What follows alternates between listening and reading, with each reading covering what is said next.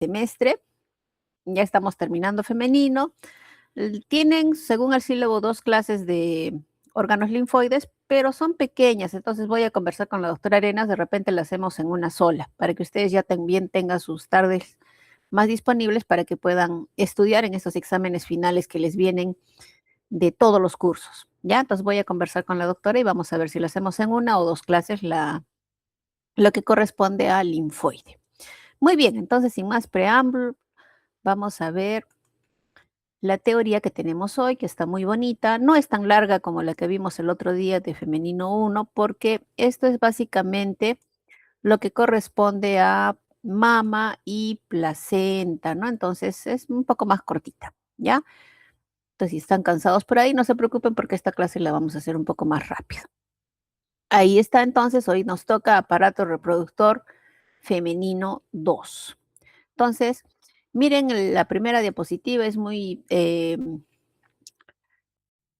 llamativo, ¿no? Cómo se comunica el útero que está en la región pélvica con las mamas que están en la región torácica, totalmente distintas, ¿verdad? Las zonas de ubicación. Sin embargo, las hormonas que se van a producir aquí durante la gestación hace que por el torrente sanguíneo y se disparen hormonas que van a hacer que esta mama se prepare para después del parto con la producción de secreción láctea. Entonces, es importante la conexión que va a haber ahí, que si bien no es directa, pero sí es a través de todo un proceso de cambios fisiológicos, cambios histológicos que se van a dar tanto en el útero como en las mamas durante la gestación y bueno, en las mamas inclusive después del parto.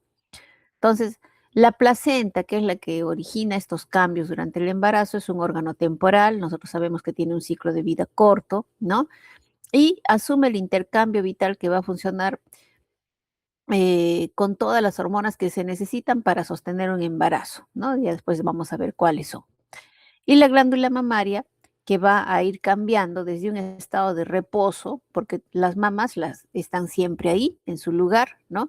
Y tienen cambios endocrinológicos que van a ir de acuerdo a la edad, pero específicamente en el embarazo y durante la lactancia tiene cambios histológicos muy llamativos. Entonces, de una fase de reposo que está y puede estar durante muchísimos años, durante los procesos que me has mencionado se produce una hipersecreción de esta glándula que está dada por hormonas, como decía, que se producen a partir de el útero y la placenta. Muy bien, entonces, ¿qué es la placenta? Esto ustedes ya lo han visto en embriología. Es un órgano materno-fetal porque tiene dos componentes, ¿cierto? El componente fetal y el componente materno, y es así como se forma esta placenta. ¿Por qué es importante la placenta? Porque es responsable tanto de la nutrición del feto, como también de la eliminación de los catabolitos que éste produce. Entonces es importantísimo la placenta, ¿sí?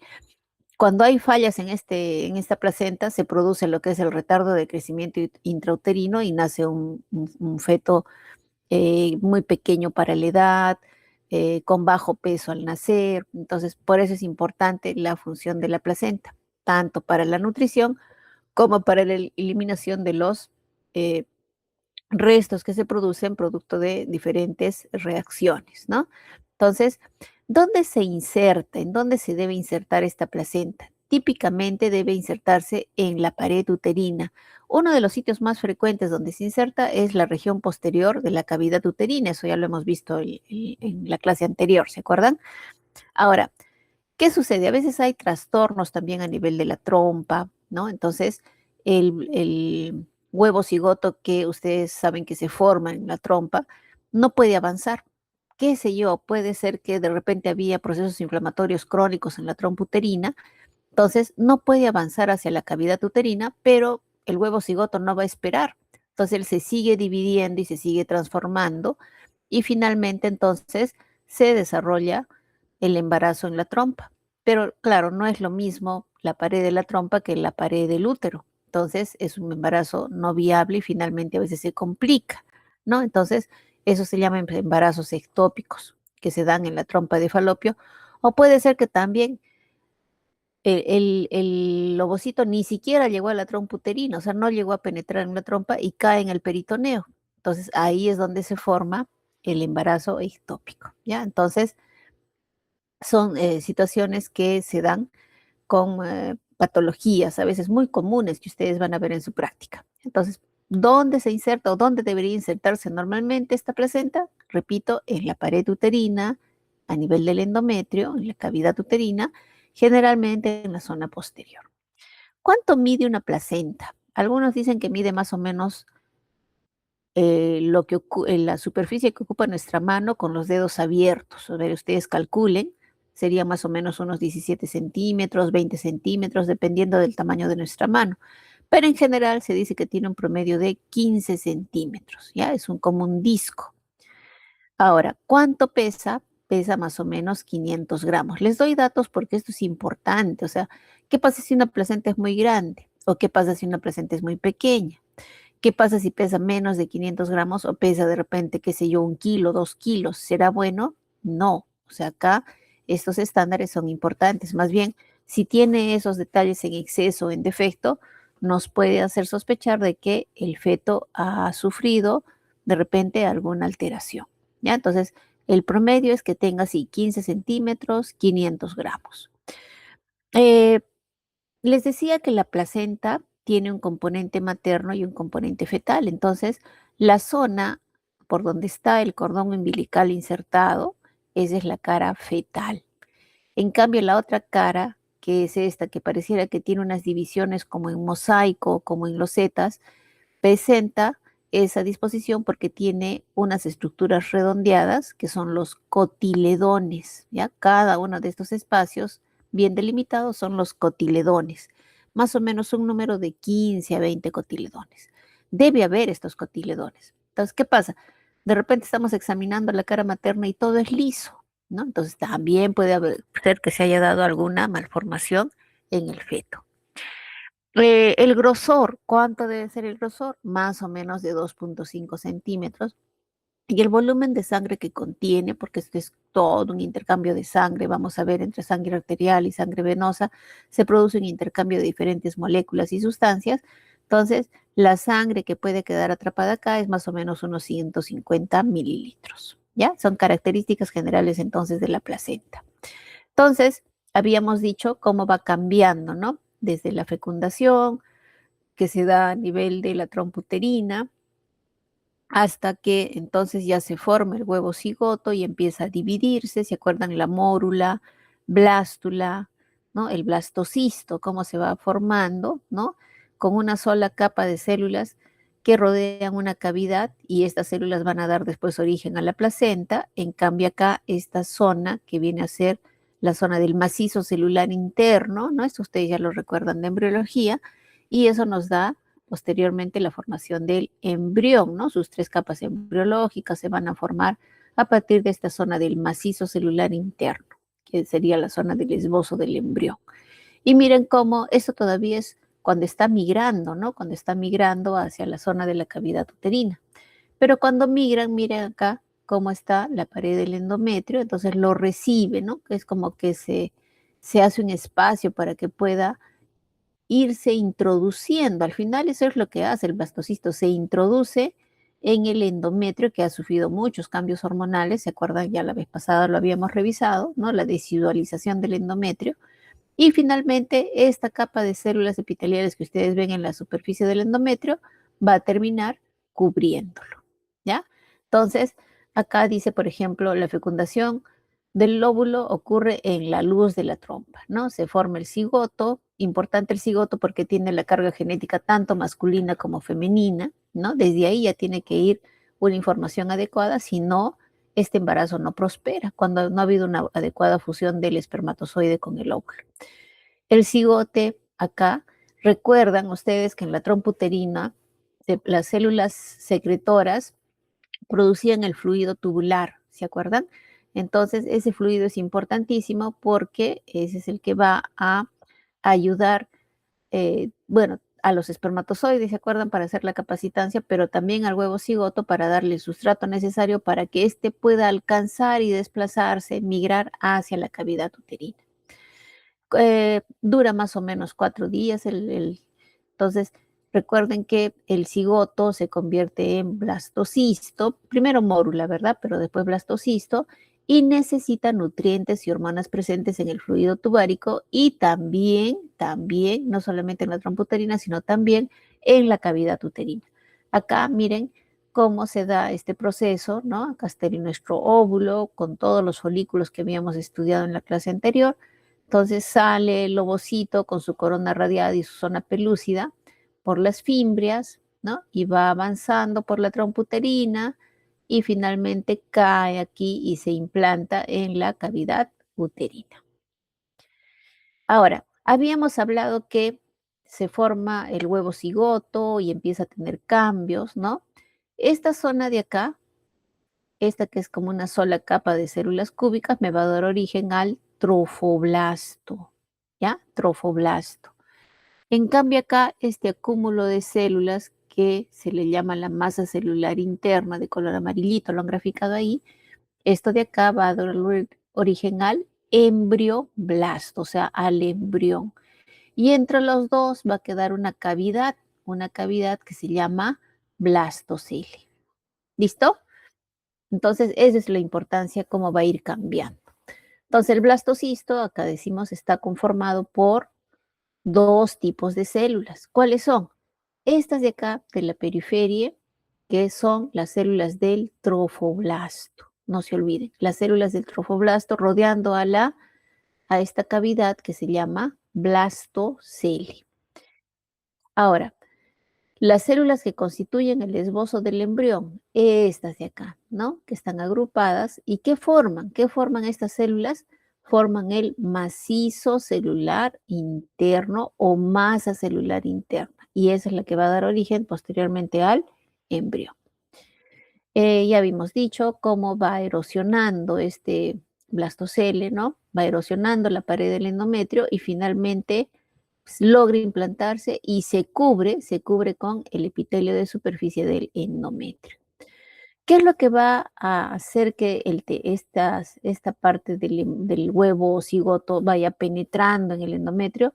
La presencia de vellosidades coriales primarias, ¿ya? Eso es importante. Miren cómo acá está parte de la masa celular interna y se empiezan a formar estas proyecciones así digitiformes, ¿no? Estas proyecciones largas. Entonces, estas proyecciones largas son las que se van a ir eh, introduciendo, ¿no? Lo que es el endometrio, ¿sí? Lo van separando y la cosa es que ellos se tienen que implantar. Sí o sí se tiene que instalar dentro de lo que es el endometrio. Entonces, esas prolongaciones son las vellosidades coriales primarias. Ahora, ¿qué células tienen estas vellosidades? Tienen por acá afuera lo que es el sincito trofoblasto y por dentro, justo por dentro, después les voy a mostrar una imagen más bonita, por dentro está el citotrofoblasto. ¿Ya? Muy bien. Ahora regresamos acá. Las células del trofoblasto, ¿por qué son importantes? Porque tienen la capacidad de destruir a las células del endometrio. Claro, porque si no, no podrían introducirse dentro del endometrio, ¿ya? Entonces, estas células del trofoblasto van a tener proteasas. ¿Qué hacen las proteasas? Dividen a las proteínas, ¿cierto? Entonces, estas así es como van a ir introduciéndose dentro del espesor del endometrio, ¿ya? Y van penetrando en el tejido materno, de modo que el blastocisto se hunde, ¿no? Se hunde dentro del endometrio. ¿Qué tejido va a ser este ahora el que va a estar cubriendo al endometrio? Se va a llamar decidua, ¿ya? La decidua, esa es la famosa decidua o tejido decidual. Ahora, la destrucción del tejido endometrial también comprende, ¿se acuerdan en lo que es la irrigación del útero? ¿No? Había unas arterias que eran las arterias espirales del endometrio, ¿no? Que eran las que también proliferaban de acuerdo al estadio hormonal del endometrio, ¿no? Si era un endometrio antes de la ovulación o después de la ovulación. Entonces, eh, en este caso, cuando hay destrucción del tejido endometrial, también se da daño a nivel de las arteriolas espirales del endometrio, ¿ya? Sobre todo en el endometrio de tipo proliferativo. Entonces ahí, como hay esa ruptura, se vierte sangre oxigenada materna en las cavidades que se forman por la acción de las células del trofoblasto. ¿ya? Entonces, se van insertando, sí, pero también hay un daño, ¿no? Un daño ahí de estas células que están introduciéndose en el trofoblasto. Ahí tenemos, por ejemplo, parte de la visión externa de una vellosidad coriónica. Miren, hay unas células que se ven, esta es la parte más externa, ¿ya? Esta es la parte más interna de la vellosidad. Entonces, tenemos acá una zona en la que las células están con varios núcleos. Cada uno de estos de acá es un núcleo. Y no se notan los límites entre célula y célula. Entonces, esta zona que están viendo en la periferia de la vellosidad, estas se llaman células sincitotrofoblásticas. Acá está el nombre. ¿Sí? En cambio, las que están inmediatamente por debajo, dentro de la vellosidad coriónica, que tienen límites muy definidos, núcleo redondeado con cromatina laxa o núcleo vesicular, si quieren llamarlo así, de posición central, estas celulitas constituyen lo que es el citotrofoblasto. ¿Ya? Entonces, citotrofoblasto en la parte interna, por debajo del sincitotrofoblasto. A las células de Langerhans, perdón, al citotrofoblasto también se le llama célula de Langhans, ¿ya? También tiene ese sinónimo que tienen que recordar. Entonces, repasando, ¿dónde se ubica el citotrofoblasto? Capa interna, descansando sobre la lámina basal, pero siempre, acá está la lámina basal, miren, de la vellosidad, y siempre, siempre estas están así, en esa parte interna. Nunca van a tener contacto entonces estas células del citotrofoblasto con el espacio intervelloso. Esta zona como es de proliferación, entonces esta va a tener las células mitosis activas hasta el quinto mes del embarazo y luego más bien ya van disminuyendo por completo estos cambios que se dan a nivel de la vellosidad. Aquí, en el caso del sincitotrofoblasto, la capa externa de contacto directo, ¿no? Es lo que habíamos dicho, originadas del citotrofoblasto, ¿ya? O sea, el citotrofoblasto es el que da origen al sincitiotrofoblasto. ¿Qué sucede acá? Más bien, aquí las células no tienen bordes definidos, habíamos dicho, ¿sí? Y más bien su borde libre tiene microvellosidades, vesículas pignóticas, abundante retículo endoplásmico y ribosomas. ¿Para qué? ¿Para qué será necesario que tenga abundante retículo endoplásmico y ribosomas? Para la síntesis de hormonas, ¿ya? Para eso es importante. Esto de acá no tiene mitosis, ¿sí? Acá no hay mitosis, ¿ya? Muy bien, seguimos. Entonces, resumiendo, ¿sí? Las células del embrión deberían mezclarse con las células de la madre. ¿Qué opinan? ¿Debería haber contacto entre la sangre materna y la sangre fetal?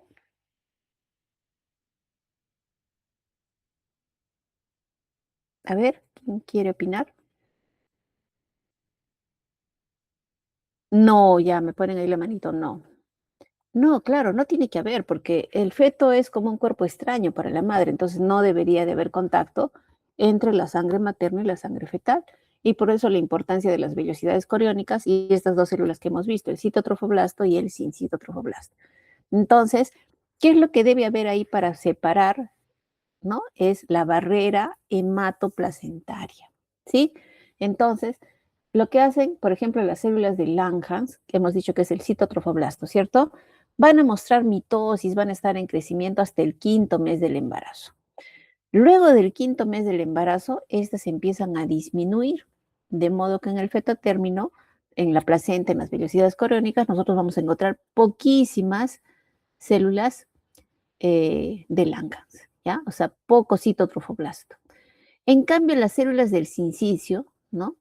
Que se originan del citotrofoblasto van a persistir durante todo el embarazo, ya todo el embarazo las vamos a ver. No muestran mitosis a diferencia de las anteriores, pero en su borde libre poseen abundantes microvellosidades y vesículas pinocitósicas, ¿ya? Entonces, su citoplasma también contiene ribosomas y retículo endoplásmico. ¿Para qué será? Para la síntesis de proteínas, ¿ya? Entonces, ¿por qué tienen todos estos elementos? Porque estas van a sintetizar hormonas, van a elaborar hormonas importantes para el mantenimiento y desarrollo del embarazo. Ahora, ¿qué sucede con el endometrio? ¿Cuál es el endometrio que cambia? Solamente el funcional, no se olviden de eso, ¿ya? No es todo el endometrio, solamente el endometrio funcional es el que está destinado a perderse al término de la gestación. ¿Y cómo se va a denominar este endometrio funcional? Se va a llamar ahora decidua, ¿ya? Entonces, ¿qué es la decidua? Es el endometrio funcional que ha sufrido una serie de cambios, especialmente a nivel del estroma, en donde vamos a observar que, ¿se acuerdan? El estroma era bien celular, las células muy chiquitas, ¿no? En este caso, las células tienen citoplasma amplio, eosinófilo, de aspecto granular. Sí, y es importante esta decidua porque forma también parte de la placenta. ¿Ya? Muy bien, seguimos. Ahí tienen un esquema más o menos, ¿no? De todo esto de acá que parecen como islas. Cada una de estas estructuras así redondeadas, ovaladas, constituyen las vellosidades coriónicas. Entonces, lo que hemos dicho nosotros, no está muy claro acá, después les voy a enseñar otra imagen. El sincito trofoblasto siempre debe ir acá en contacto con el espacio que rodea a cada una de las vellosidades. En cambio, por dentro debe estar el citotrofoblasto. Y más adentro, ¿qué vemos? Esta parte de acá, miren, se va a ver unos circulitos que son los capilares sanguíneos, ¿ya? Que inclusive tienen hematíes ahí, miren, que son hematíes que corresponden al feto, ¿ya? Entonces, voy a tener acá mis capilares sanguíneos con todas las características que tienen, recuerden las características que es endotelio y membrana basal, ¿ya? Y alrededor de estos capilares, dentro de la vellosidad, vamos a ver el tejido conectivo mesodérmico, ¿ya? Mesodérmico. Entonces, eso me forma la barrera placentaria. Entonces, repito, ¿cuáles son los componentes de la barrera hematoplacentaria? Las células del trofoblasto, miren, ¿por qué? ¿Dónde está la barrera? O sea, acá, ¿cierto? Miren, el espacio intervelloso es esto. Todo el espacio que está rodeando las vellosidades es el espacio intervelloso. Entonces, ¿qué circula por acá, por este espacio intervelloso? Sangre materna. ¿Qué circula por los capilares sanguíneos que están dentro de la vellosidad? Sangre fetal. Entonces hemos dicho que no se debe mezclar, ¿cierto? Sangre fetal con sangre materna no se debe mezclar. Entonces viene la barrera. Ahora sí, ¿cuáles son los elementos de la barrera placentaria? Las células del trofoblasto, sincitotrofoblasto y citotrofoblasto, el tejido conectivo mesodérmico y la lámina basal común y las células endoteliales del capilar sanguíneo fetal. Esos componentes son importantes, entonces reconocerlos porque forman la barrera hematoplacentaria. ¿Listo? No se olviden. Muy importante entonces esto de la barrera hematoplacentaria. Aquí para que me lo entiendan mejor, ¿no? Miren, tenemos la arquitectura de la conexión materno-fetal, porque es una conexión que se da, ¿no? La placenta es una conexión importantísima. Entonces, la placenta va madurando, ¿no? Alcanza su madurez en la primera mitad del embarazo, ahí ya está bien formada, tiene la forma que hemos dicho que es circular, más o menos de 15 centímetros, con un grosor de 2,5 centímetros y un peso de 500 gramos. Más o menos ese es el estándar que uno tiene para las placentas. Ahora, ¿qué componentes tenemos? Acá, miren, este es el componente materno, y este de acá, hacia la derecha, el componente fetal. Siempre recuerden que el componente fetal es el que está en relación con el cordón umbilical, porque a partir de estos vasos que están en esta zona es que se forma el cordón umbilical. ¿Ya? Entonces, componente fetal, ¿cómo se llama? Corión frondoso. ¿Sí? Es el corión frondoso, que es la estructura fetal eh, formada por las vellosidades coriónicas, las vellosidades que se forman a partir del mesodermo, recuerden, del mesodermo embrionario. Entonces, son capilares provenientes de los vasos umbilicales. Entonces, miren cómo así se va introduciendo estos vasos, pero miren cómo a su vez deja estos espacios llenos de sangre, ¿no? ¿De dónde vienen estos espacios llenos de sangre? Entonces, nos vamos para el lado materno. En el lado materno dijimos que el estroma del endometrio, ¿no? Normalmente se acuerdan que el endometrio tenía sus glándulas y su estroma, que es el tejido conectivo circundante, que es un tejido conectivo fusocelular, ¿ya?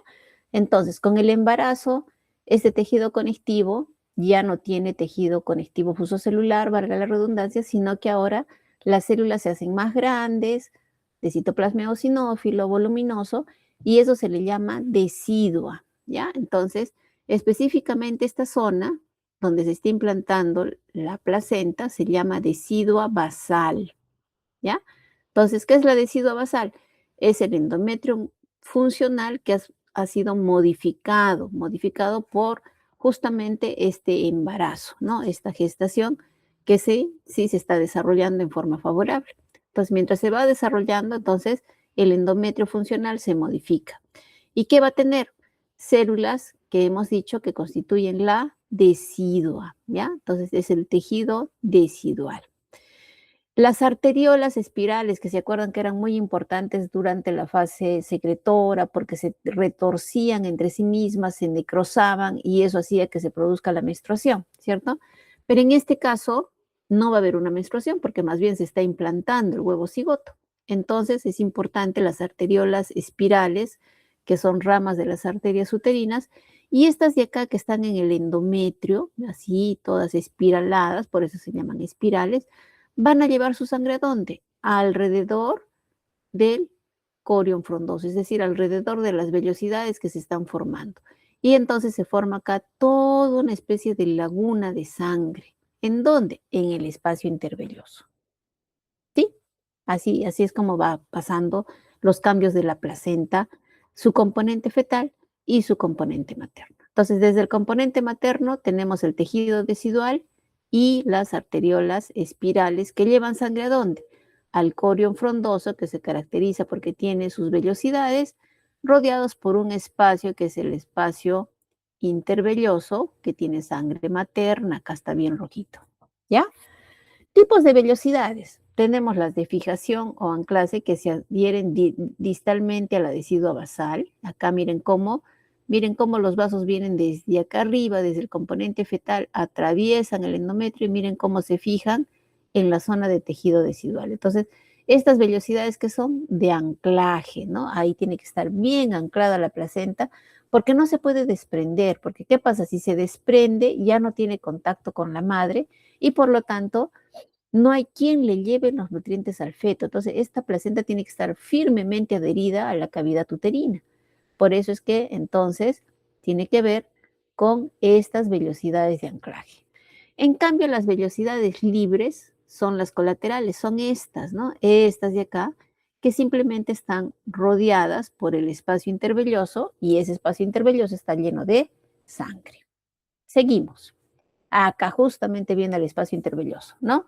Entonces, ¿qué sería el espacio intervelloso? Es una gran zona, un seno sanguíneo, ¿no?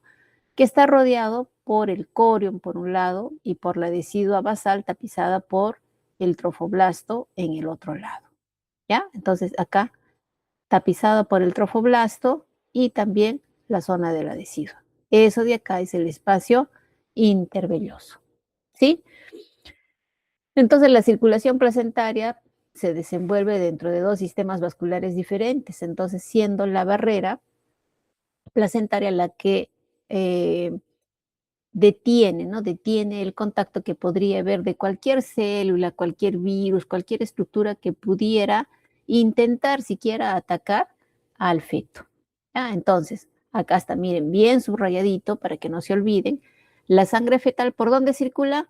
Por los capilares sanguíneos que se encuentran en el tejido mesodérmico dentro de la vellosidad coriónica.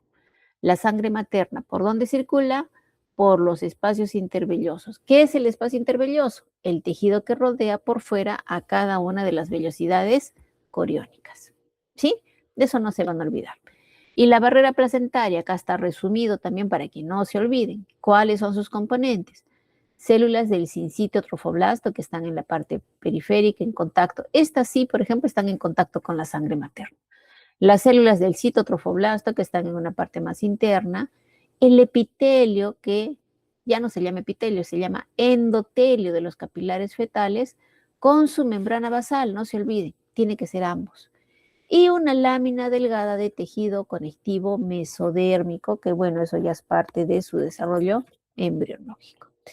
¿Por qué es importante la placenta? Ahora sí, ya hemos dicho, hemos hablado de los nutrientes que debe pasar por la sangre, ¿cierto? Pero también recuerden que esta placenta se convierte en un órgano, en una glándula endocrina durante el embarazo. Por eso es importantísima también la placenta.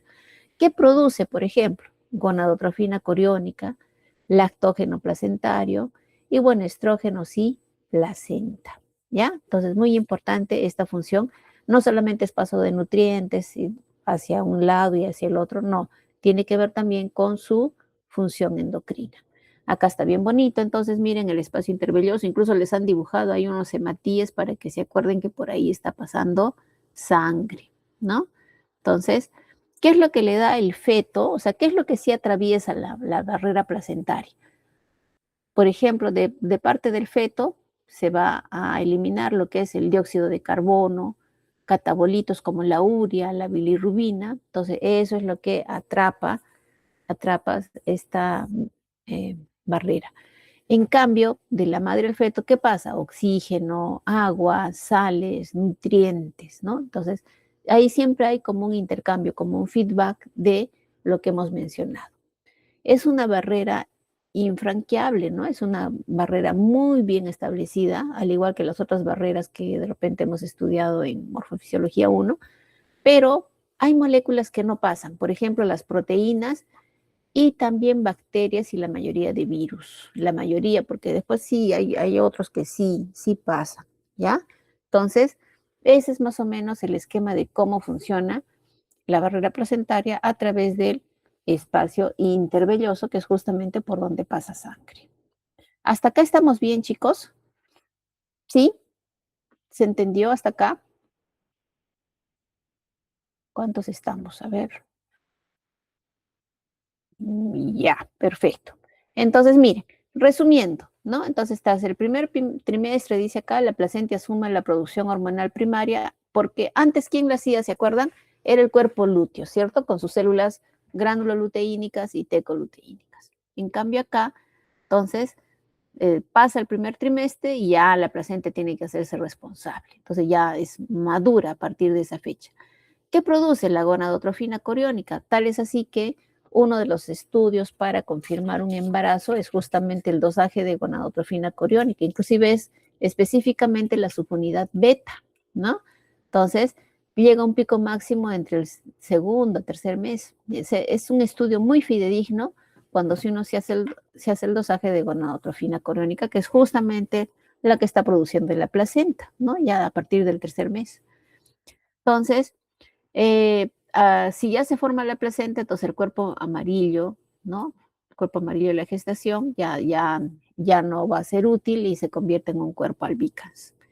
Y las células, también esta gonadotrofina coriónica estimula las células de Leydig para el desarrollo genital masculino. Miren qué interesante, ¿no? Entonces, todas las funciones que tiene esta gonadotrofina coriónica. Ahora, también tenemos la producción de estrógenos, de progesterona, ¿no? Que son importantes para el mantenimiento del embarazo, ¿no? Y para la adaptación del organismo al hecho de que esta mujer va a tener que producir secreción láctea. Entonces se producen también ciertos cambios gracias a los estrógenos y progesterona. Una hormona también importante es el lactógeno placentario, ¿ya? Este lactógeno placentario que tiene un efecto similar como a la somatotropina, a la prolactina, es decir, estimula el desarrollo mamario y la secreción de calostro. ¿Se acuerdan qué es el calostro? ¿No? El calostro era la primera secreción que sale una vez que sale a través del pezón, una vez que ya ha nacido el feto, ¿ya? Y que tiene gran cantidad de nutrientes a diferencia de la leche materna que también se produce, pero un poco después. Ahora, ¿producirá andrógenos y corticoides? Sí, sí, esto no se olviden. La placenta también produce andrógenos y corticoides que regulan, ¿no? Son reguladoras adicionales del crecimiento y desarrollo fetal integral, ¿sí? Entonces, esos son todos los productos que tenemos a través de la placenta. Muy bien, seguimos. En conclusión, entonces, el desarrollo fetal, la adaptación del organismo materno al embarazo El mantenimiento de este embarazo depende, entre otros factores, de 4 grupos de hormonas esteroides. Si no hubieran estas hormonas, no se da este proceso de adaptación del organismo materno, así como el desarrollo fetal. ¿Cuáles son? Estrógenos, progesterona, andrógenos y corticoides. Importantísimos, ¿ya? En el primer trimestre del embarazo, ¿sí? Son elaborados fundamentalmente por el ovario y la corteza suprarrenal materna, pero después, justamente a partir del tercer trimestre, la placenta asume esa función produciendo considerables cantidades de esteroides, ¿ya? Eso es lo que produce la placenta. Es decir, la placenta, recuerden siempre, después del primer trimestre, ¿sí? Después del primer trimestre, ¿ya? Muy bien. ¿Dudas hasta aquí? ¿No? Ya, espérenme un minutito, ¿ya? Un minutito, a ver. Estírense un poquito y en un minutito, por favor, volvemos.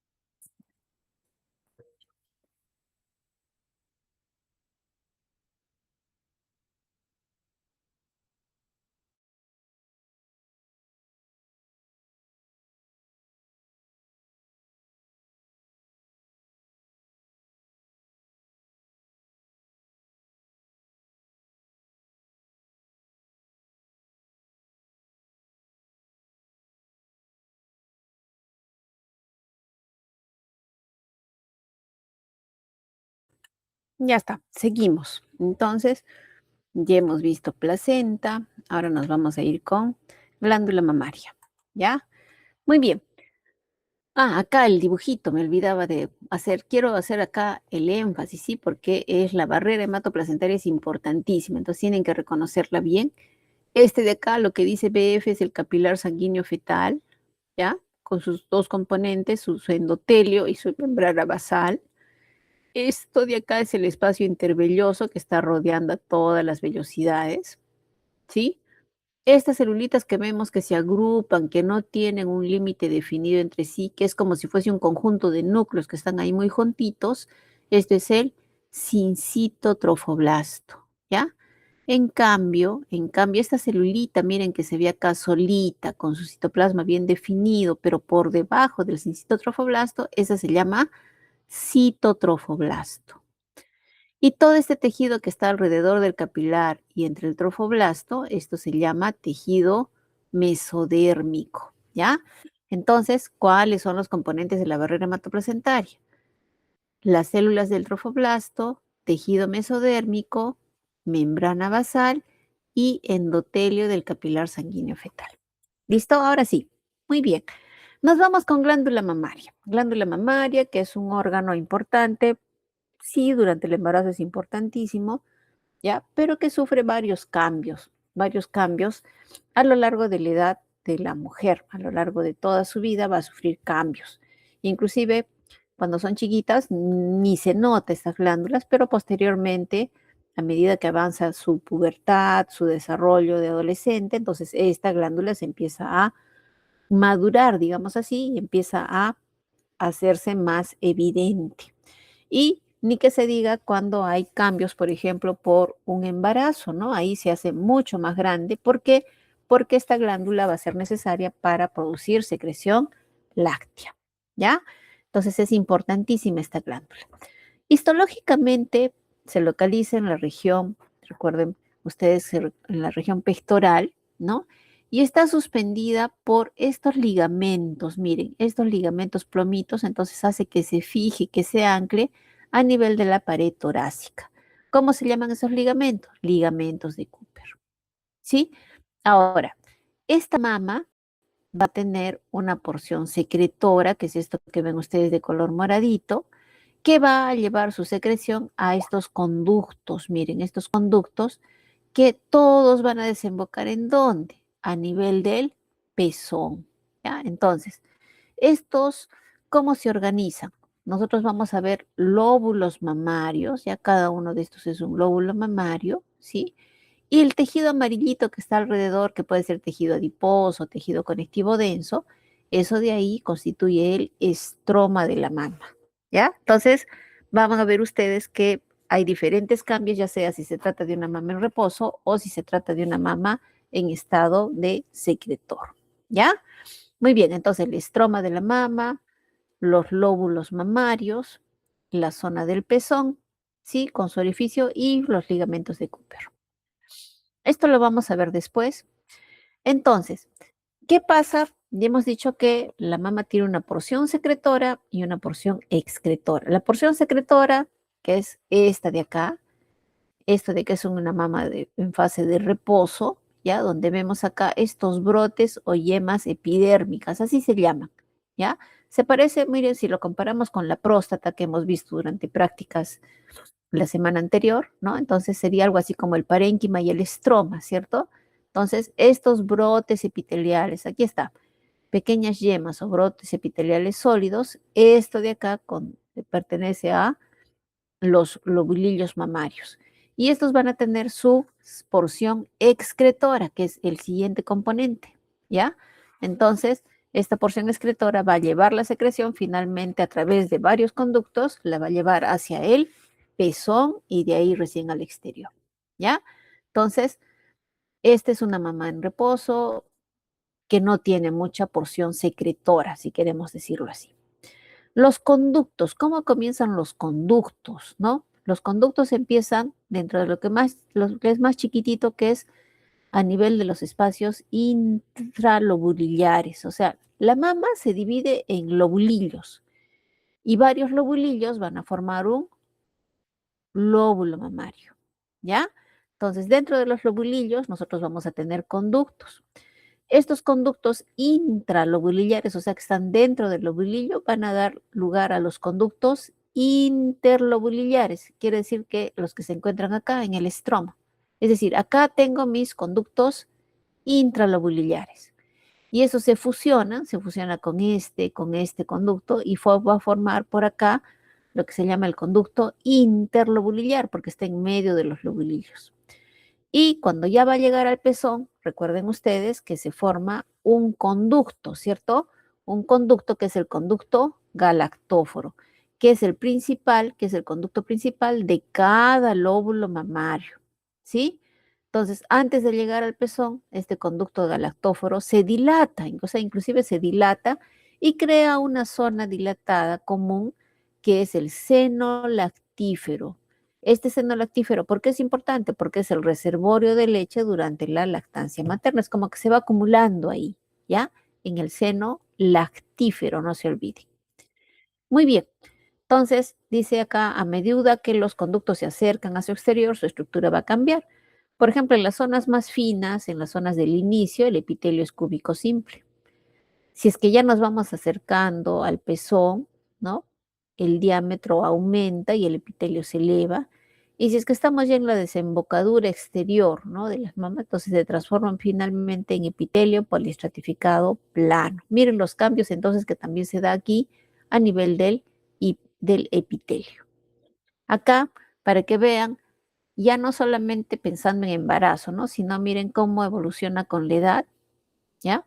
Acá, por ejemplo, esto rosado que ven y esto que se ve más pálido, esto de acá es tejido conectivo y esto de acá es tejido adiposo.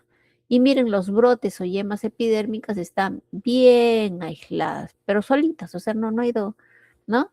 No ha habido desarrollo acá, ¿sí? Entonces, dice acá, dominio casi absoluto del estroma fibroso y tejido adiposo. Ahí está en amarillo, miren la proporción, ¿no?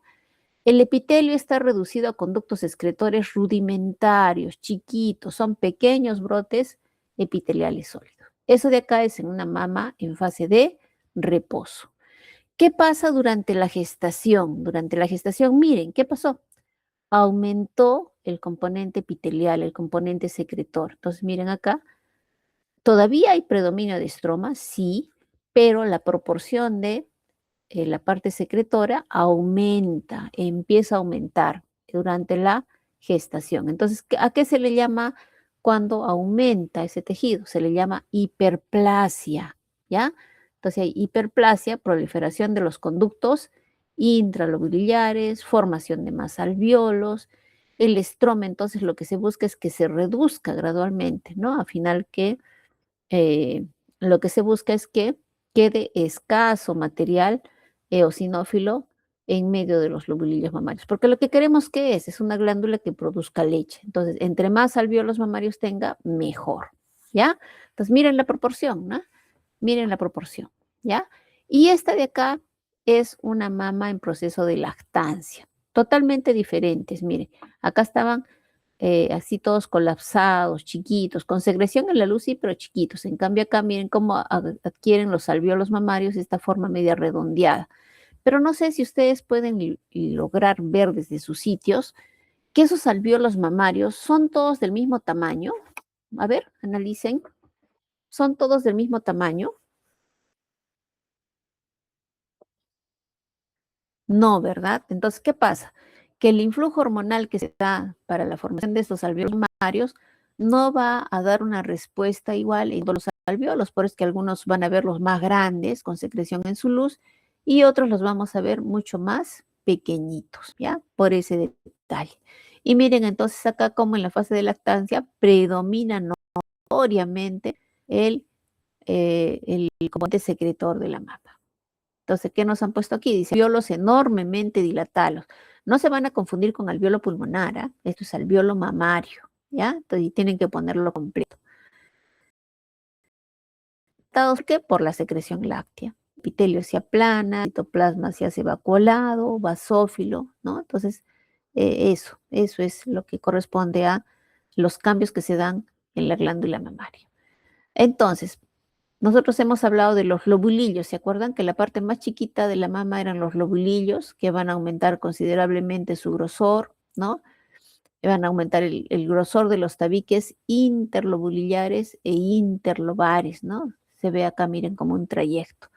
Los alvéolos, ¿qué son los alvéolos? Son abundantes, ¿no? Están dilatados, luz distendida por la secreción mamaria, ¿no? En el epitelio pierde la altura y su citoplasma es basófilo, vacuolado, con núcleo basal. Entonces, esos son los alvéolos mamarios. Ahora, la actividad secretoria ya hemos dicho que no es homogénea, por eso es que algunos alvéolos son más grandes y otros son más chiquitos. Y finalmente los conductos intralobulillares también muestran dilatación de la luz y secreción láctea acumulada en su interior. O sea, la secreción no solamente va por los alvéolos, sino que también se logra ver a nivel de los conductos intralobulillares. Ahora, otra parte importante de la mama, el pezón, no nos olvidemos del pezón, ¿sí? El pezón, entonces, que es una formación cilíndrica, cónica, revestida por qué epitelio? Poliestratificado, plano, ¿ya? Queratinizado, también tiene, sí, tiene una delgada capa de queratina. Eso es por fuera, ¿no? Pero por dentro lo que tiene es como un cilindro de tejido conectivo denso con abundantes fibras musculares lisas, ¿ya? Es como que la va rodeando. Esto de acá que están viendo ustedes en rosadito, esas son las fibras musculares lisas, ¿ya? Que sí, pues tiene ese detalle esto del pezón. Presenta acá unas glándulas, miren, glándulas de tipo apocrino, de tipo sebáceo, ¿se acuerdan? Entonces, estas de acá son las glándulas o tubérculos de Montgomery, así se llama. La estructura de la areola, ¿no? Siempre alrededor del pezón vamos a ver una zona más oscura de más o menos 2 centímetros de diámetro, ¿no? Que no tiene folículos pilosos. Y finalmente, bueno, la sensibilidad de esta mama, que toda la región cuenta con una inervación sensitiva excepcionalmente rica, fundamental para el acto reflejo de la lactancia, ¿ya? O sea, eso es lo que corresponde al pezón. ¿sí? Tiene el estímulo, entonces se succiona acá y esa succión hace que el músculo se contraiga y así es como después de paciencia, ¿no? Se obtiene lo que es estos cambios, ¿ya? Y estos cambios para la secreción y salida de la secreción láctea a través de este conducto del pezón. Regulación hormonal, entonces, ¿qué es lo que pasa? ¿No? Con la mama. En la pubertad, por ejemplo, en la pubertad la mama se va a desarrollar exclusivamente por los conductos excretores. Vamos a ver predominio entonces del estroma comparado con el parénquima, ¿ya? Dice entonces que va a haber acá estímulo de qué hormonas? Los estrógenos y los progestógenos ováricos, ¿ya? Eso es lo que influye. Ahora, en la gestación, la placenta ya también es la fuente adicional de la producción de hormonas, no se olvide, ¿sí? Por eso es que esto es importante. Ya no el cuerpo lúteo, ¿no? Las primeras semanas sí es el cuerpo lúteo, pero después es quien asume esa producción hormonal es la placenta, ¿sí? Estimulada por la hormona, la HCG, así se abrevia, ¿no? Hormona gonadotrofina coriónica o HCG. Y otra hormona que también se produce es el lactógeno placentario. ¿Cómo se abrevia? HPL. ¿Sí? Recuérdenlos, ¿ya? Entonces, eso se produce, entonces se desarrolla por un lado los conductos mamarios a través de esta hormona, ¿no? La hormona de acá el lactógeno placentario, entonces se desarrolla los conductos mamarios, los alvéolos mamarios, con lo cual la glándula mamaria está lista para la secreción tan pronto nazca el feto. ¿Sí? Ahora, al terminar la gestación, dice ahí, ¿qué es lo que sucede? Cuando ya termina la gestación, sale el feto y sale también la placenta, ¿cierto? Entonces, al eliminarse la placenta, ¿qué es lo que va a suceder? Esto es importante, entiéndanlo bien.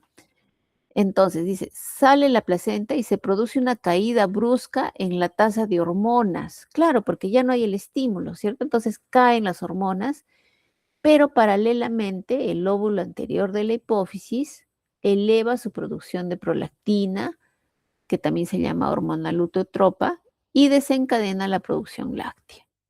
¿Ya? Entonces, miren cómo ya se va a empezar ritmos continuos de secreción láctea. ¿La succión será importante, la succión del pezón? Sí, sí es importante porque genera estímulos neurogénicos, los cuales van a actuar sobre el hipotálamo, neutralizan factores inhibitorios de la secreción de prolactina y más bien se va a estimular la secreción de oxitocina. ¿Cuál es la importancia de la oxitocina? Que contrae, ¿no? Contrae todo lo que son los, el parénquima mamario, ¿ya? Entonces tiene efectos sobre la glándula mamaria lactante provocando la contracción de las células mioepiteliales. Esto no les mencioné. ¿Dónde están las células mioepiteliales en la mama? Entonces están por fuera de los alvéolos mamarios, ¿ya? Cada uno de los alvéolos mamarios entonces tiene por fuera esas celulitas, ¿ya? Entonces tenemos acá las células mioepiteliales, no se olviden. Entonces, la succión, dijimos, genera estímulos, ¿no? Genera estímulos neurogénicos que actúan sobre el hipotálamo, neutralizan los factores inhibidores de la secreción de prolactina. Ya miren todo lo que pasa con la succión, ¿no? Entonces, por un lado, se estimula al hipotálamo. El hipotálamo entonces neutraliza los factores inhibitorios de la secreción de prolactina y se estimula la producción de oxitocina. ¿Qué hace la oxitocina? Tiene efectos sobre la glándula mamaria lactanda, provocando la contracción de las células mioepiteliales. Entonces, si contraemos estas células de músculo liso que están alrededor de cada uno de los alvéolos, por lo tanto el alvéolo es como que lo aprisionamos dentro de un puño y por lo tanto va a producir o va a soltar recién el contenido de la luz de los alvéolos. ¿Ya? Sí, entonces es importante. ¿Qué es lo que se produce? Entonces, la eyección láctea. ¿De qué? La secreción que se encontraba en los senos y en los conductos galactóforos.